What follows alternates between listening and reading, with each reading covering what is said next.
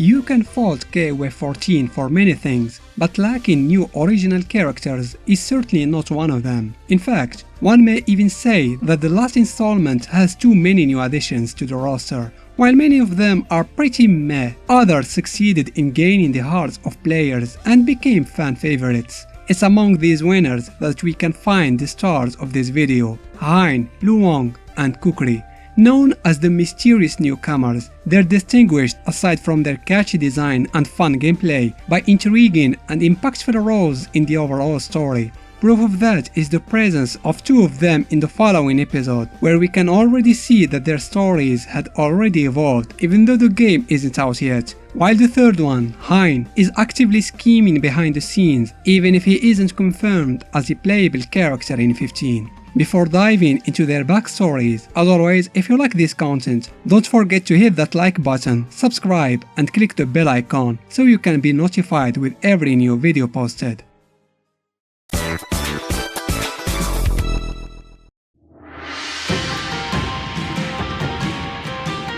Saying that not much is known about their past is gonna be a common theme with this trio. In Hein's case, we do know that he was born in Germany. Shortly before KOF 14 started, he was hired by Southtown crime boss Guy Howard as his new butler. At first glance, Hein is a very polite and well-mannered young man, but as you may have guessed, it's just a facade. He is actually very arrogant, likes mocking and belittling his opponent, and seems knowing more than he should. That was demonstrated during his encounter with King during the tournament, when he asked her to give him advices as a senpai, as she was the bouncer of Mr. Big. But of course, it didn't take him long to show that he was just being sarcastic.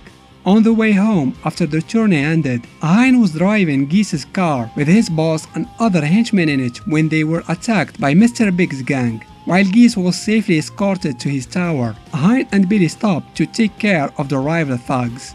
Although he seems very loyal to Geese and makes a good team with Billy, the latter is actually very suspicious and doesn't fully trust him. Hein's fake smile and forced politeness couldn't fool Billy. He made it clear to the butler that he's having his eyes on him. I'm not sure if it was a good idea. Furthermore, Blue Mary was also suspicious of him and even entered the tournament to investigate more about his motives.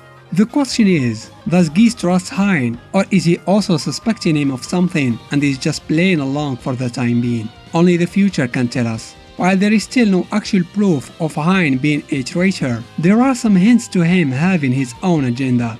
Prior to KOF 15, he hired Luong's services as a spy and tasked her to infiltrate KOF as part of the secret agent team. For what purpose? No one knows yet. It was clear enough that he was acting on his own and not following Geese's orders. At the time of making this video, he is still not confirmed in 15's roster and probably won't be in it, but he sure seems very active in the shadows. I'm confident that we'll learn more about him and his motives at some point, maybe during Luong's team's ending. Speaking of Luong, the enchanting beauty, as she is nicknamed, has a mysterious origin as well. Her birthplace is not confirmed, but it's heavily implied that Luong is Vietnamese. Her name is very common in Vietnam, and during her team ending in 14, the outfit she was wearing is a traditional Vietnamese attire. Luong is a freelance secret agent, much like Vanessa and Seth. She seems to be well acquainted with Vanessa, a fact that was hinted at even before they formed a team in KOF 15. During her interaction with Ramon in 14, she called him the guy who likes hitting unmarried women, a detail that she most likely learned from Vanessa herself. Luong met Kim's master Gang Il during his war tour and became his lover. When Kim learned that his two pupils, Chang and Choi, joined the legendary criminal Xanadu, he decided to enter the tournament specifically to find and have a word with them. Luong and Gang Il decided to help him out. When the competition was over, she helped the two pack in for their long trip to the mountains, where Kim will receive a special training from his master and have a taste of his own medicine for once. He hasn't been seen since. But just before they parted, Luong had one of the strangest dreams ever. She found herself trapped along other female fighters in a strange castle from another world. Their abductor was the mysterious and hopelessly pervert Kukri. Kukri originates from North Africa, as mentioned by Antonov. We can probably further narrow the possibilities about his home country when we take into account his favorite food, which is pastela, an original Moroccan dish, but that doesn't necessarily mean he's from Morocco.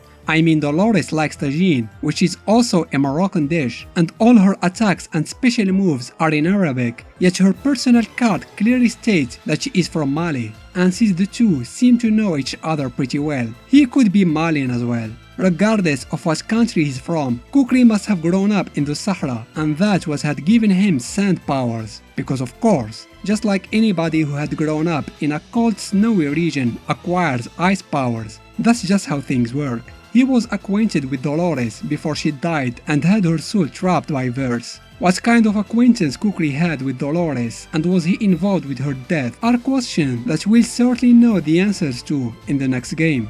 Kukri received an invitation from Antonov, the host of KOF 14, to join his tournament. With the Sichuan opera dancer Mian and the former Nest test subject Sylvie, he formed the official invitation team of Antonov. His two teammates quickly discovered how arrogant, foul-mouthed and sadistic Kukri was. He gained the rightfully deserved nickname, the Sharp-Tongued Sandman. But other than that, they were in the total dark about his past and motivations. Kukri seemed to know a lot about Verse, and showed interest in Shun'ei's powers. He called him Amplified Spectre. Shun'ei, however, seemed completely in the dark about Kukri's reaction.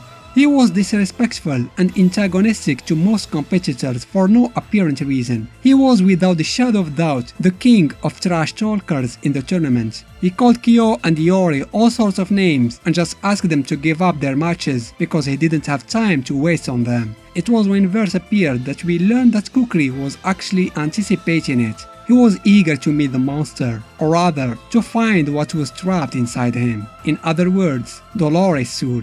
When the creature was destroyed is when we discovered that Kukri was also hired by Elizabeth to locate Ash's soul, which he did soon after KOF 14 has ended. It was one of the rare occasions when Kukri showed a more serious and civil side of him. Or maybe he wasn't paid for his services yet and was just acting. Few months after these events, he created a pocket dimension thanks to some unknown powers, and with it, he trapped most of the female competitors he encountered during the tourney. Not only that, he also brought Terry and Iori after he transformed them into female versions of themselves. Then he declared that if they wanted to escape, they needed to fight against each other. Nevertheless, his captives managed to defeat him and escape his twisted world before each one of them woke up from her own nightmare, seemingly having no memory of this weird adventure. Which is for the best for Kukri, otherwise he'll have a lot of explanation to give and probably murder attempts to avoid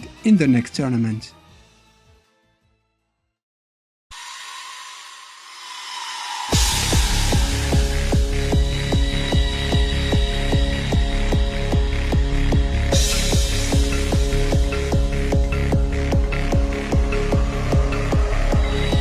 Hein uses a refined fighting style that includes a lot of punching, kicking, acrobatics and slashing attacks. The set style is known as Gambits and utilizes chess-related names for its techniques. Additionally, Hein has control over a red-looking energy that has gravitational properties. He can use this energy to create short-range ground-based projectiles, form an explosive area around him as a defensive mean, or infuse a large zone of the ground that traps anyone standing on it, prevents them from moving, and renders them open and powerless against attacks. Luong's deadliest weapon are undoubtedly her legs. She fights using a mysterious martial art that emphasizes the use of her kicks, speed, and acrobatic skills. She can somehow augment the range of her kicks, making them look like whips, just like Yamazaki and his snake arms.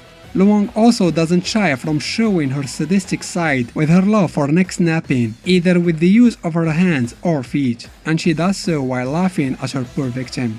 The natural element of sand is the main tool that Kukri uses for both his attack and defense. He can create sand-based projectiles, form sand clones of himself to teleport and trick his opponent, use the power generated from the sand creation to propel himself and do a spinning kick attack or launch himself toward the opponent a la Psycho Crusher, conjure a huge amount of sand to bury his enemy underneath it, and finally perform the most devastating attack of all time, throwing sand in their eyes. There are a lot of theories about Hein's real motivations. The most prominent among them is that he's actually working for Geese's half-brother Krauser. According to the theory, he was sent to infiltrate Geese's ranks to steal his scrolls of immortality, but when Verse entered the scene, he switched his interest to the latter in an attempt to acquire the source of its power for his boss. Although there are no real proof of all that, I can see why this theory could be a reality. Krauser is still alive, and he did show up in a canon KOF game before. Plus, both Hein and he are German. A link between the two men is perfectly plausible.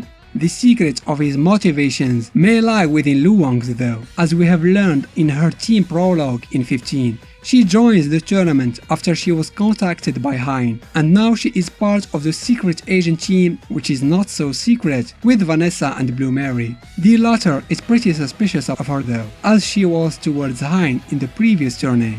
Many seem to believe that Luong got close to Gang in the first place just to set a foot in KOF and be more acquainted with the fighters there. I don't believe that was the case personally. Luong already knew Vanessa as mentioned before. She didn't really need to play the lover role just to infiltrate KOF. Plus, in her ending in SNK Heroines, we can see her dreaming about Gang Il and freaking out when she discovered that he transformed into a schoolgirl. We can say at least that she cares a little bit about him. That being said, no one can deny that she remains a shady individual. Her cruel tendency when she fights and her status as a secret agent / spy do make her look like a villain. I personally don't think she is, but she's surely no angel either. Even angels are no angels in this series. She may work for bad guys, but she is not inherently evil. That makes Luong kinda like the Ada Wong of KOF. There is a frightening rumor circulating among some KOF characters saying that anyone who has the misfortune to look at Kukri's face dies from a curse. This outlandish rumor comes from Antonov, and he's most likely just inventing stuff up. The reason why we can't see Kukri's face is a lot simpler. SNK didn't have the time to animate his face. Not just him, Mian and King of Dinosaurs got the same treatment. They all wear masks for convenient reasons. But he sure is a strange fella. Kukri is so weird that he seems he can understand Xanadu's nonsensical talk and even answer him. Kukri is well known for being a complete perv, a reputation that he gained from his antagonistic role in SNK Heroines. But in KOF 14, he was a very shy and reserved guy around the ladies. He's just misunderstood. Ooh, beautiful. Sexy. だがしかし、無知は嫌いではない。 Totally misunderstood. Hein, Luong, and Kukri are a hidden team in KOF 14. This artwork is actually the reward you unlock from completing the game with all three of them as the mysterious Newcomers team. They are hands down among the best new additions to KOF's roster, and we sure would love to see more of them in future games. Special thanks to my patrons for their generous support. I hope you enjoyed this video. Give it a thumbs up if you did, and why not consider subscribing to the channel. Thanks for watching.